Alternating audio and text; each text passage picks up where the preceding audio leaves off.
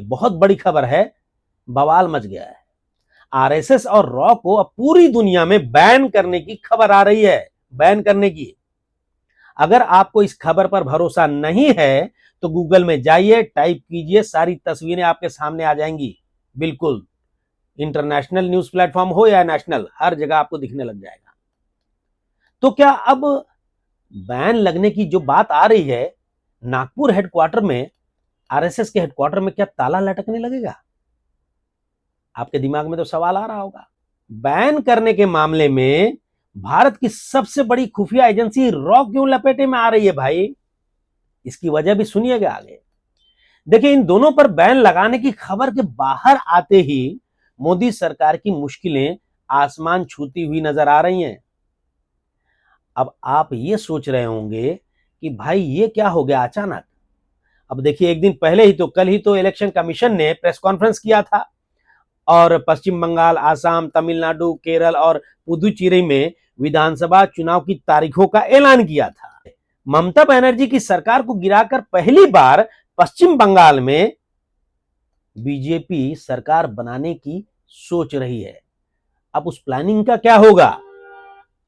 तमिलनाडु में भी स्टालिन को सत्ता से बेदखल करने का दावा किया जा रहा है कि भाई हम वहां भी सरकार बना लेंगे, ऐसे बीजेपी दावा कर रही है। और देखिए, आसाम में भी फिर से बहुमत की सरकार बनाने को लेकर चुनावी सभाओं में खूब ताल ठोकी जा रही है। अब क्या होगा? अब क्या होगा? अगर इतना कॉन्फिडेंस है कि हम इतने जगहों में अपनी सरकार बनाएंगे, तो इस कॉन्फिडेंस के पीछे क्या है, कौन है? आप जानते हैं, इस कॉन्फिडेंस के पीछे है आरएसएस। आरएसएस ये सभी जानते हैं, लेकिन आरएसएस पर और भारत की इंटेलिजेंस एजेंसी रॉ पर बैन लगाने की जो बात आ रही है, खबरें आ रही हैं, इस एक्शन लेने को लेकर जो खबर आ रही है, ये अचानक कैसे हो गया? आप सोच रहे होंगे, ये सब अचानक नहीं हुआ है। बताया जा रहा है कि लंबे समय से, लंबे समय से आरएसएस और रॉ की हर एक्टिविटी पर पैनी नजर रखने के बाद ये महा एक्शन लेने की बातें की जा रही हैं। भाई, ये खबर कांग्रेस हेडक्वार्टर या ओवैसी के हैदराबाद से नहीं निकली है। ये खबर सीधे अमेरिका के वॉशिंगटन से आ रही है, वॉशिंगटन से। दुनिया के सबसे ताकतवर देश के बंद कमरों में एक ऐसी फाइल तैयार की जा चुकी है जो भारत की रीढ़ की हड्डी कही जाने वाली, यानी कि भारत की सरकार जो है इस समय, उसकी रीढ़ की हड्डी कही जाने वाले आरएसएस और देश की ढाल कही जाने वाली खुफिया एजेंसी रॉ को इंटरनेशनल टारगेट बनाने जा रही है अमेरिका की सरकार। ऐसा हो सकता है आरएसएस और भारत की सबसे बड़ी ढाल रॉ को पूरी दुनिया में बैन करने की बहुत बड़ी बिसात बिछाई जा चुकी है। और भाई, जैसे ये खबर बाहर आई, दिल्ली के गलियारों में हड़कंप मच गया होगा। सोचिए, आरएसएस पर बैन लगाने की बात की जा रही है। इस खबर को लेकर मेरी ऑनलाइन रिसर्च में जो बातें सामने आई हैं, उसके मुताबिक सच तो यह है कि काफी समय से आरएसएस और रॉ की हर एक्टिविटी पर दुनिया भर की एजेंसियां गौर की हुई थी, ऐसी खबरें आ रही हैं। लेकिन अब यह मामला सिर्फ नजर रखने तक नहीं रहा है। अमेरिका की एक सरकारी बॉडी है USCIRF, इसकी 2026 की जो ताजा रिपोर्ट आई है, वो रिपोर्ट सिर्फ रिपोर्ट नहीं है, बल्कि एक डिप्लोमेटिक परमाणु बम से कम नहीं कह सकते आप इसको। और देखिए, इस रिपोर्ट ने सीधे डोनाल्ड ट्रंप के प्रशासन को सिफारिश की है कि अब बहुत हो गया, अब सीधे बैन करो और सैंक्शन का डंडा चलाओ। ये खेल जो है कितना गहरा है, उसको ध्यान से सोचिएगा। USCIRF ने अपनी इस ताजा रिपोर्ट में आरएसएस का नाम लेकर उसे एक ऐसे कटघरे में खड़ा कर दिया है जहां आज तक सिर्फ दुनिया के खूंखार संगठन खड़े होते थे। रिपोर्ट में कहा गया है कि आरएसएस और उससे जुड़े संगठनों की जितने भी विदेशी संपत्ति है, उसे तुरंत फ्रीज यानी कुर्क किया जाए और इनके बड़े पदाधिकारियों का अमेरिका का वीजा कैंसिल कर दिया जाए। इतना ही नहीं, अमेरिका के ग्लोबल मैग्निट्स्की एक्ट के तहत उन नेताओं की लिस्ट बनाई जा रही है जो सीधे तौर पर इन संगठनों को निर्देश देते हैं ताकि उनकी इंटरनेशनल बैंकिंग पर ताला जड़ा जा सके। इंटरनेशनल मीडिया में इस वक्त जो नई लहर उठी है ना, वो और भी दिमाग चकराने वाली है। रॉयटर्स एक बहुत बड़ी न्यूज एजेंसी, आप जानते होंगे। रॉयटर्स की एक इनसाइड रिपोर्ट है जो सामने आ रही है मेरे ऑनलाइन रिसर्च में। उसके मुताबिक अमेरिका का ट्रेजरी डिपार्टमेंट जो है अब उन शेल कंपनियों की जांच कर रहा है जिसके जरिए विदेशों से आरएसएस को चंदा भेजा जाता है। ऐसी खबरें आ रही हैं। वॉशिंगटन के थिंक टैंक ये दावा भी कर रहे हैं कि भारतीय एजेंसियां साइलेंट ऑपरेशंस के जरिए विदेशों में आरएसएस को मंच दे रही है। रिपोर्ट में आरोप लगाया गया है कि भारतीय एजेंसियां उन्हें कुछ देशों में फेक एनकाउंटर का शिकार भी बना चुकी हैं। ऐसे आरोप हैं। अब गौर से सुनिए, उन 5 ताकतवर चेहरों के नाम और उनकी वजहें जो आरएसएस पर इस बैन के पीछे दिन रात एक किए हुए हैं, खूब लगे हुए हैं कि भाई इसको बैन करो। पहला नाम है स्टीफन स्नेक का। ये यूएसआईआरएफ, ये जो संस्था है, इसके चेयरमैन है। इनका सीधा सीधा आरोप है कि आरएसएस जो है भारत के धर्मनिरपेक्ष ढांचे को खत्म कर रहा है। और दूसरा नाम है डेविड फिक्स्टर का। इन्होंने ये डेटा यूरोपियन संस्थाओं तक पहुंचाया है। तीसरा नाम है इल्हान उमर। इनका कहना है कि अमेरिका को ऐसे देश को हथियार नहीं बेचने चाहिए जो ह्यूमन राइट्स की अनदेखी करता है। और चौथा आदमी देखिए कौन है, चौथा नाम सीनेटर बेन कार्डिन। इन्होंने चेतावनी दी है कि अगर रॉ की जवाबदेही तय नहीं हुई तो भारत को मिलने वाली हाईटेक डिफेंस डील जैसे कि जीई जेट इंजन का करार, समझौता, कॉन्ट्रैक्ट रद्द किया जा सकता है। और पांचवा नाम है अंजू रेटो। ये वकील हैं और बाकायदा उन लोगों की गवाही दर्ज कर रहे हैं जो खुद को रॉ के हिट लिस्ट में बताते हैं कि ये कहानी यहीं खत्म नहीं होती है। द वॉशिंगटन पोस्ट ने हाल ही में खुलासा किया है, जो खबरें आ रही हैं मेरे ऑनलाइन रिसर्च में, जो बातें आई हैं सामने, वो मैं आपके सामने रख रहा हूं। द वॉशिंगटन पोस्ट ने हाल ही में खुलासा किया है कि अमेरिकी खुफिया एजेंसी CIA और रॉ के बीच जो खुफिया सहयोग सालों से चल रहा था वो अब टूटने के कगार पर है। अमेरिकी सीनेट की इंटेलिजेंस कमेटी के भीतर इस पर जो है गुप्त वोटिंग की तैयारी चल रही है कि क्या भारत को दिया गया विश्वसनीय मित्र का दर्जा वापस ले लिया जाए। है ना गंभीर बात। अगर ऐसा होता है तो भारत के लिए सैटेलाइट डेटा और रियल टाइम इंटेलिजेंस मिलना बंद हो जाएगा। और इससे क्या होगा सोचिए, जिससे हमारी बॉर्डर सिक्योरिटी पर सीधा सीधा असर पड़ेगा। और उधर यूरोपियन यूनियन में भी एक नया कानून लाने की तैयारी चल रही है। ऐसी बातें हो रही हैं जिसे डिसइंफॉर्मेशन प्रोटेक्शन एक्ट कहा जा रहा है।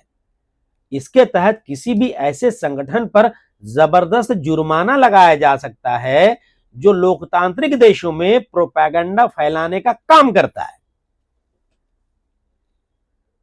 जर्मन मीडिया रिपोर्ट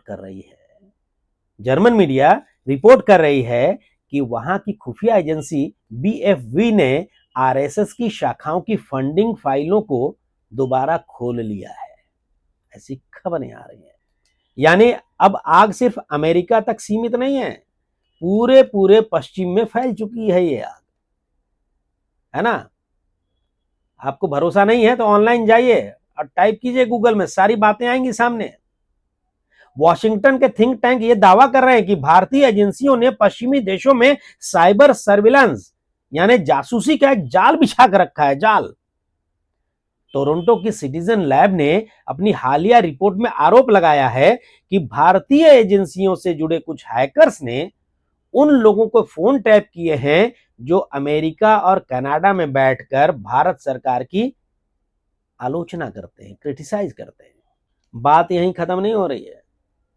USCIRF ने अपनी रिपोर्ट में बाकायदा आरएसएस का नाम लिया है, नाम, और उनकी एक्टिविटीज पर अपनी सो कॉल्ड चिंता जताई है। उन्होंने यहां तक सुझाव दे दिया है अमेरिका की सरकार को, प्रशासन को, कि अगर मानवाधिकारों के आरोपों पर जवाबदेही तय नहीं हुई तो भाई भारत पर फाइनेंशियल सैंक्शंस यानी पैसे के लेन देन पर पाबंदी जैसे सख्त कदम भी उठाए जा सकते हैं। ये सुझाव दे रहे हैं लोग। इन आरोपों पर भारत सरकार ने अपने तरफ से एकदम बिल्कुल अपना रुख साफ कर दिया और क्या कहा है, भारत सरकार ने यह कहा है कि भाई देखिए ये सब पॉलिटिकली मोटिवेटेड बकवास है और कुछ नहीं है। भारत के विदेश मंत्रालय जो है, मिनिस्ट्री ऑफ एक्सटर्नल अफेयर्स, इसने इन सभी आरोपों को सिरे से खारिज कर दिया है और सिरे से खारिज करते हुए कहा, पूरी तरीके से इसे पक्षपाती और राजनीति से प्रेरित बताया है। भारतीय विदेश मंत्रालय के प्रवक्ता ने कड़े शब्दों में कहा है कि यह रिपोर्ट से खास एजेंडे के तहत भारत की सोवरेनिटी, संप्रभुता पर हमला करने के लिए तैयार की गई है। दिल्ली ने साफ कर दिया है कि भारत को किसी विदेशी सर्टिफिकेट की जरूरत नहीं है और अमेरिका को चाहिए कि भाई आप अपने आंतरिक मामले को देखिए, हमारे देश के आंतरिक मामले में मत आप घुसिए। आपके अपनी धरती में जो अलगाववादी पल रहे हैं उन पर गौर कीजिए। और भारत सरकार जो है इन रिपोर्ट्स को सीधे तौर पर कूड़ेदान में डालने के लायक मानती है। अब एक पेच और देखिए कहां फंस रहा है। खबर यह है कि अमेरिका समेत 5 आइज कंट्रीज में शामिल जो है कनाडा, ब्रिटेन, ऑस्ट्रेलिया और न्यूजीलैंड की खुफिया एजेंसियां भी अब रॉ के पीछे हाथ धोकर पड़ गई हैं। भाई ये वही देश हैं जो कभी भारत को अपना सबसे बड़ा पार्टनर बताते थे, बहुत बढ़िया दोस्त बताते थे, लेकिन अब इनके सुर बदलते हुए नजर आ रहे हैं। ये कह रहे हैं कि भारत की खुफिया एजेंसी अब ग्लोबल रूल्स को नहीं मान रही है। जरा सोच के देखिए भाई, अगर इन देशों ने मिलकर हमारे साथ डेटा शेयरिंग बंद कर दी तो आतंकवाद के खिलाफ हमारी लड़ाई कितनी मुश्किल हो जाएगी, सोचिए।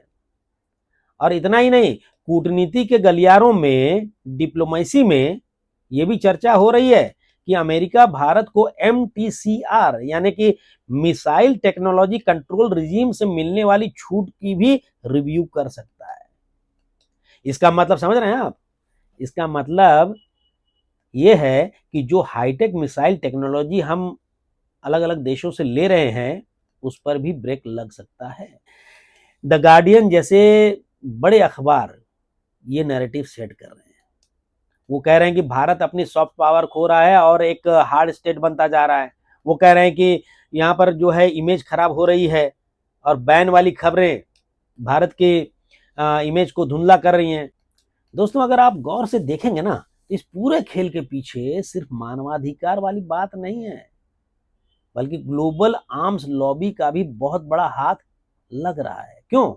क्योंकि रॉ और RSS वाली भारत की नस दबाकर भारत को डिफेंस डील्स में कमजोर कर दिया गया तो सीधा फायदा उन पश्चिमी हथियार कंपनियों को होगा जो भारत के इतने बड़े मार्केट पर कब्जा करना चाहती हैं।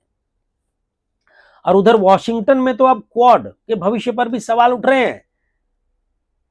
ये बातें सामने आ रही हैं कि अमेरिका ने अपने सबसे बड़े एशियाई पार्टनर की पीठ में छुरा अगर घोंपा तो इसका सीधा फायदा चीन को मिलेगा और पूरे एशिया का बैलेंस बिगड़ जाएगा। यानी ग्लोबली भारत की बढ़ती इमेज पर RSS को धब्बा बताते हुए अमेरिका प्रेशर क्रिएट कर सकता है। संयुक्त राष्ट्र से लेकर मानवाधिकार संगठनों तक ये सब के सब आसाम और रोहिंग्या जैसे मुद्दों को उछाल रहे हैं, जबकि हमारी सरकार साफ कह चुकी है कि ये हमारा नेशनल सिक्योरिटी का मामला है। अब असली डर क्या है? देखिए, रणनीतिक हलकों में चर्चा है कि अगर ये इंटरनेशनल प्रेशर बढ़ता है तो इसका असर भारत के इन्वेस्टमेंट पर पड़ेगा। भारत में जो भी इन्वेस्टमेंट कर रहे हैं अलग अलग देश और बड़ी बड़ी कंपनियां, उस पर असर पड़ेगा।